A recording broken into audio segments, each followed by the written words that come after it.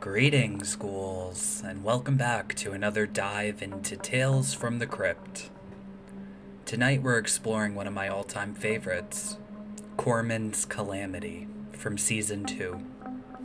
Since Monday's episode was so morbid, tonight we're going into something jovial. An homage to the original comic book creators of a little comic called Tales from the Crypt. You might have heard of it.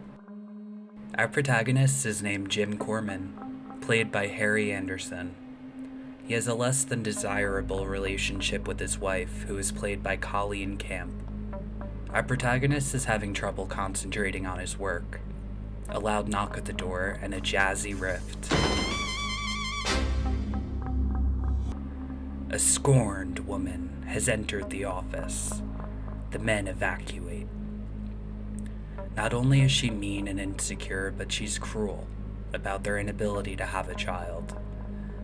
She brings his experimental, not FDA-approved fertility pills.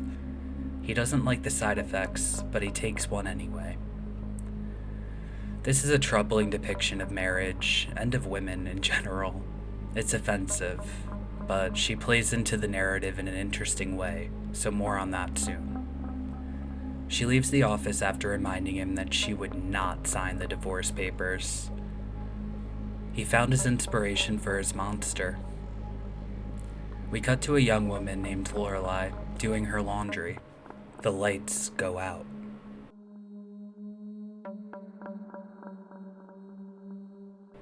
A scumbag enters and admits to shorting the electrical box.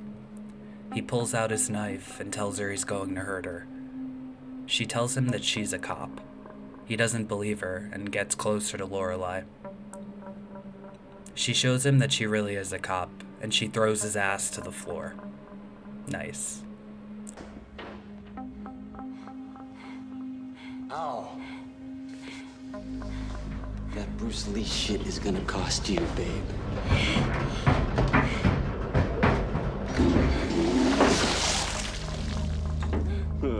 Laundry's done. Oh my God, behind you! Lady, if you think I'm gonna fall for that, No! that's the oldest trick in the book. Holy shit. The monster bites his head right off in front of her. She's stunned. She runs off to get backup.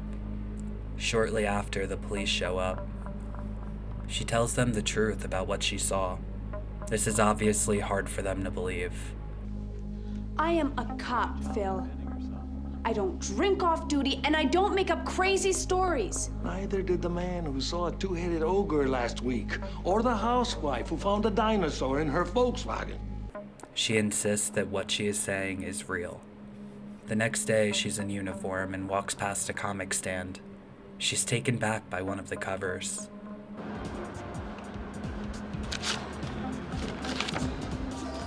A two-headed ogre? And a dinosaur in a Volkswagen. So she seeks out the author, Jim Korman, the comic artist from the beginning. What is Mr. Korman doing, you may ask? Dealing with his wife's toxicity. He sketches her as a hideous monster. It comes to life right off screen until he crumbles up the page and tosses it in the trash. Later that night, Jim goes to his car. He finds Lorelei, the cop, in his car. She makes the case that his drawings in some way are coming to life and causing harm in the community. She asks him to draw something new so they can see if it comes to life. So he does, but it doesn't happen. He quickly puts the moves on the young woman, proving his wife's suspicions correct after all. We cut to another set of characters, a bunch of young boys who are way too cool to play with the youngest boy, Douglas.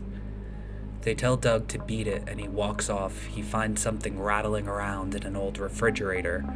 Electric green ick starts to ooze out of the crack in the bottom.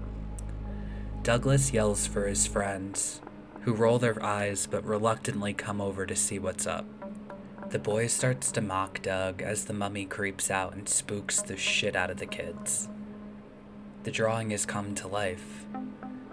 We meet back with Jim, who is doodling a romantic scene. He gets a phone call from Lorelei. Tales from the Crypt, Jim Korman. Hi, Lorelei.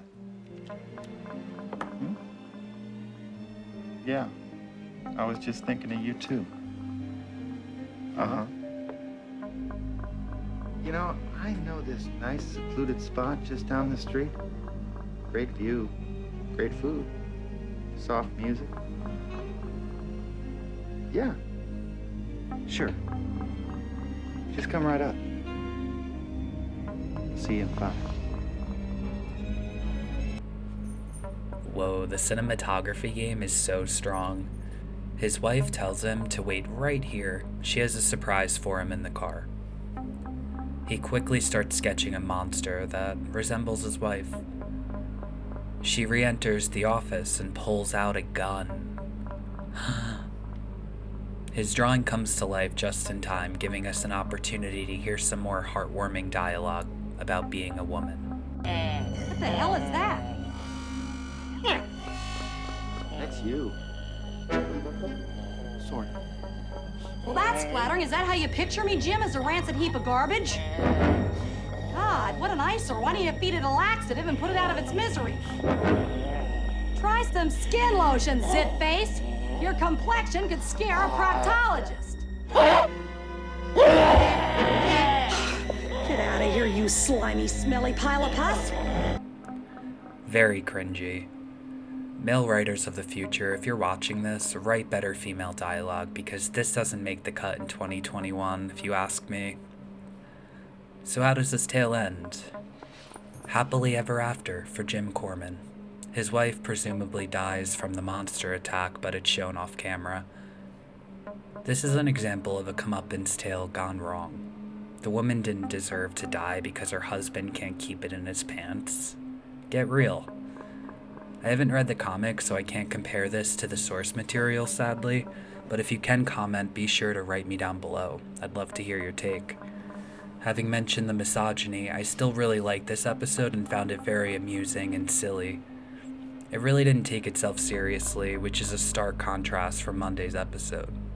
It's full of humor and the monsters weren't scary as much as they were used for comedic effect. I'm gonna rate this one a 7 out of 10 for Tales from the Crypt. With a good level of media literacy, we can look past the cringy representation of a decent woman and enjoy this for what it is. A campy, fun time. I'd like to thank my patrons this month. If you'd like to connect on Instagram or check out my art shop, all links will be down in the description. Let me know what you think of this episode. It may not be the most scary, but it may be the most bonkers. Until next time, stay spooky.